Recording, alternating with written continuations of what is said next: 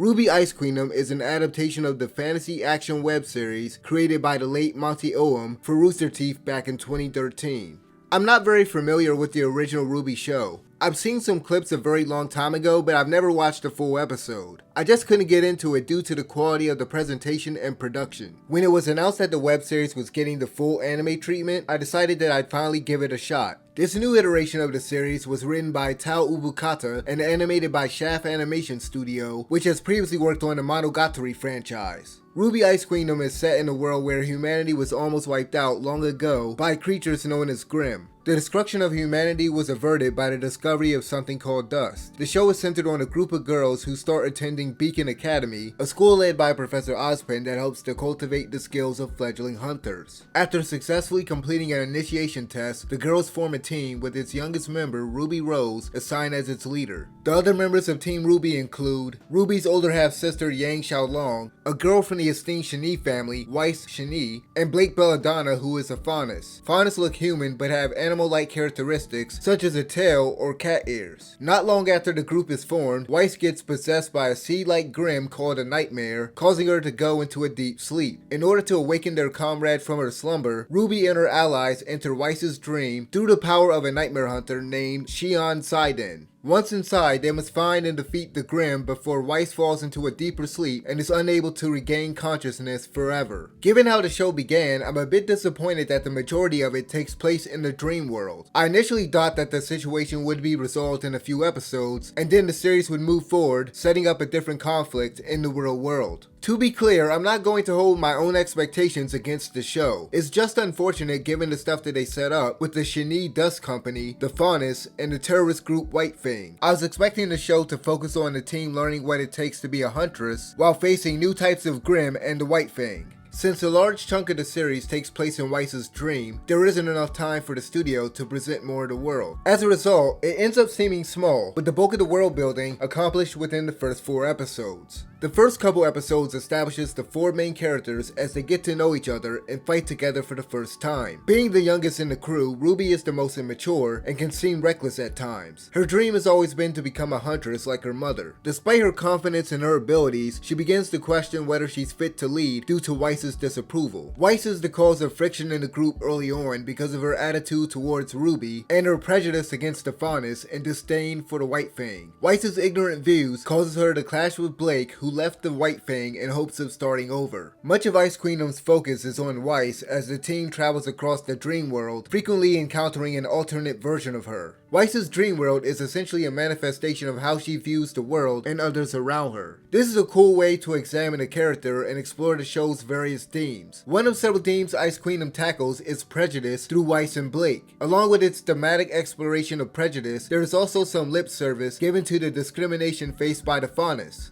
Ubukata has a solid handle on the theme in the beginning of the series, and there is a great scene later on in the dream world that visually conveys how Weiss sees the Faunus from her perspective. Unfortunately, since most of the show is so heavily focused on the situation with Weiss, we don't get to see any of the discrimination and persecution that the Faunus deal with on a daily basis according to some of Blake's dialogue. We're never shown any of the struggle that the race has gone through. Everything is presented to the audience through the dialogue of different characters. The most we're given is a news report earlier in the series about a Faunus rights protest where the White Fang started a riot. I wish that the studio had time to fully explore the Faunus and didn't have to briefly touch on the discrimination aspect. Aside from the prejudice issue, this show tackles the typical shonen theme of friendship as well as maturity. RWBY and Weiss are used to explore the theme of maturity. There are multiple points where RWBY's childishness and overdependence on Yang is brought up by several characters. I love what the writer does in regards to Weiss on this subject while Team RWBY is in the other world. It's difficult to talk about it without spoiling stuff, but basically it's a clever way of showing what one does in order to function as an adult. Anyway, besides the members of Team RWBY, there are many supporting characters that are introduced early on. John Arc is the leader of Team Juniper, but also its weakest member. Although the character is quite inept in battle, it's shown early on that he has what it takes to lead.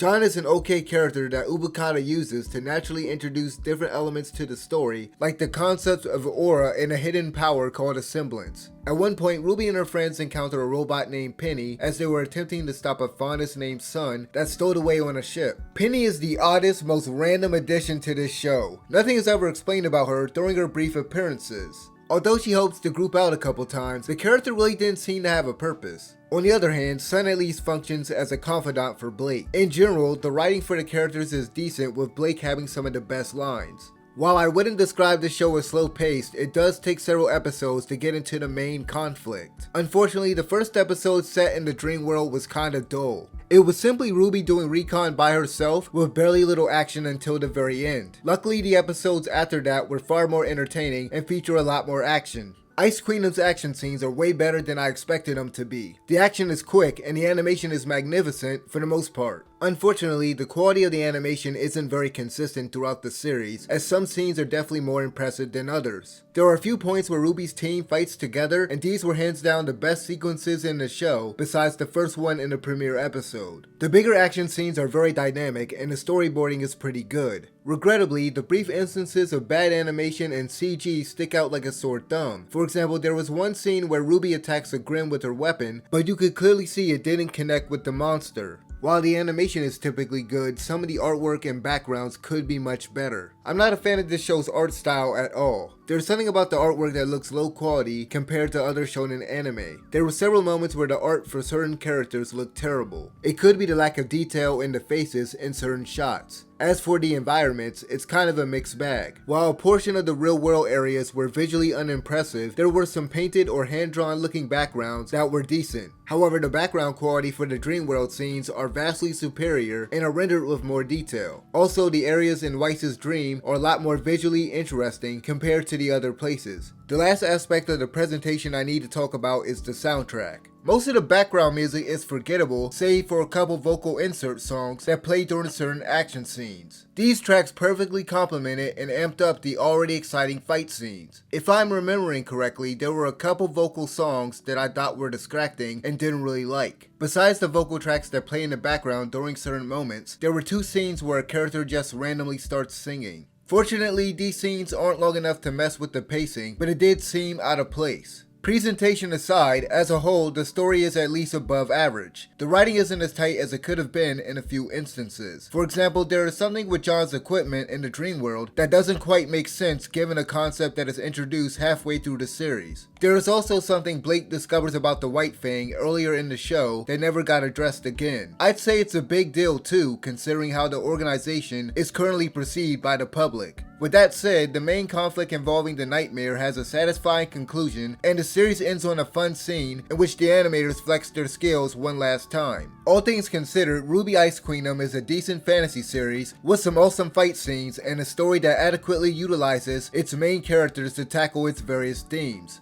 Although I can't speak to how well this adapts the original source material, I do think it's a good starting point for newcomers wanting to get into the franchise. If you've seen this anime, let me know what you guys thought about it in the comment section below, and as always, thank you guys for watching. I'm out of here. Peace.